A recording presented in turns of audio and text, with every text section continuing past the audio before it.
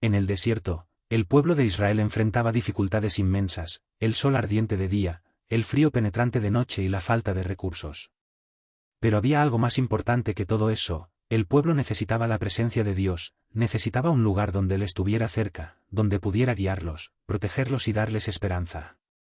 En ese contexto, Dios ordenó a Moisés la construcción del tabernáculo, un santuario móvil, el lugar sagrado que albergaría su presencia mientras caminaban por el desierto.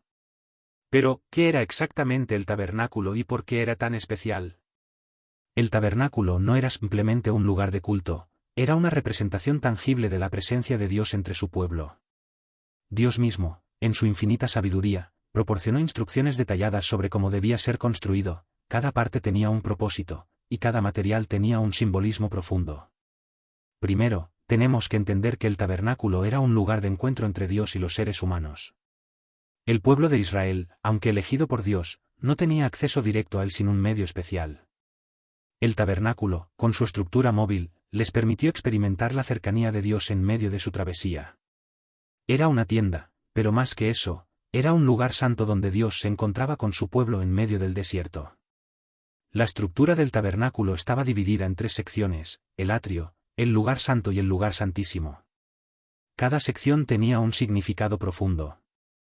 El atrio, el área exterior, representaba la entrada de todos los israelitas a la presencia de Dios, un lugar donde podían acercarse a Él con reverencia.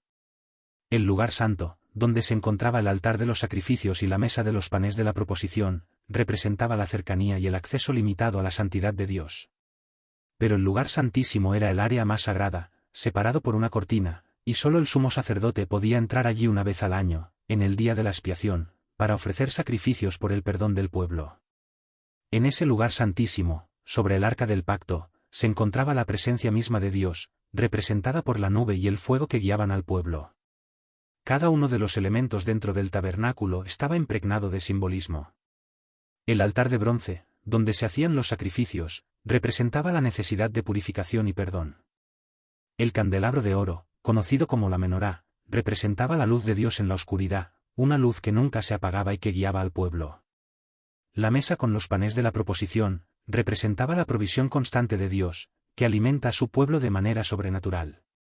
Y, por supuesto, el arca del pacto, que contenía las tablas de la ley, era el símbolo de la presencia de Dios con su pueblo y de la relación que tenían con Él.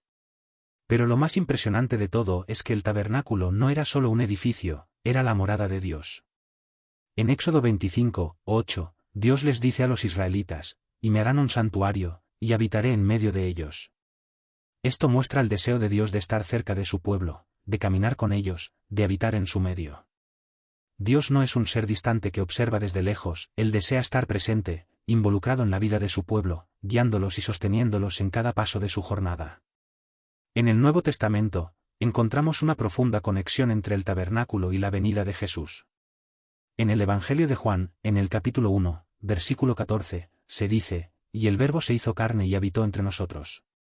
La palabra habitó es literalmente hizo tabernáculo, lo que significa que Jesús vino a ser la morada de Dios entre los hombres.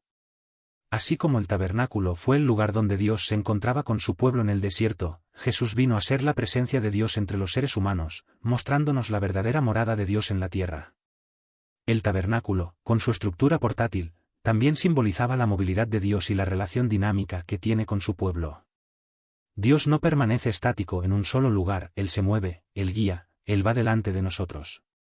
Al igual que el tabernáculo se desplazaba con el pueblo, Dios se mueve con nosotros a lo largo de nuestra vida, guiándonos a través de los desiertos y las dificultades.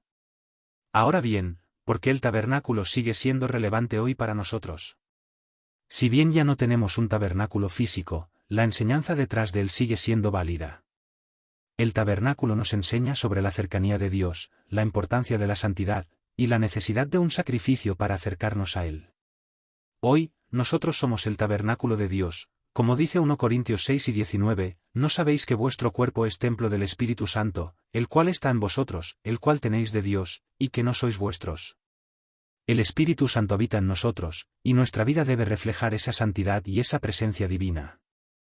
En conclusión, el tabernáculo no solo fue un lugar en el desierto, fue una manifestación de la cercanía de Dios con su pueblo. Fue un recordatorio de que, aunque estamos en un mundo de dificultades, Dios nunca nos abandona. Y aunque el tabernáculo físico ya no existe, la verdad que representa sigue viva. Dios sigue deseando morar en medio de su pueblo y ser la luz que guía nuestros pasos. Hoy, podemos acercarnos a Él con confianza, sabiendo que no importa dónde estemos, Él está con nosotros, guiándonos y dándonos su paz. Así como el pueblo de Israel, nosotros también debemos hacer de nuestros corazones un tabernáculo para Dios, un lugar donde Él pueda morar, guiarnos y transformarnos a través de su presencia.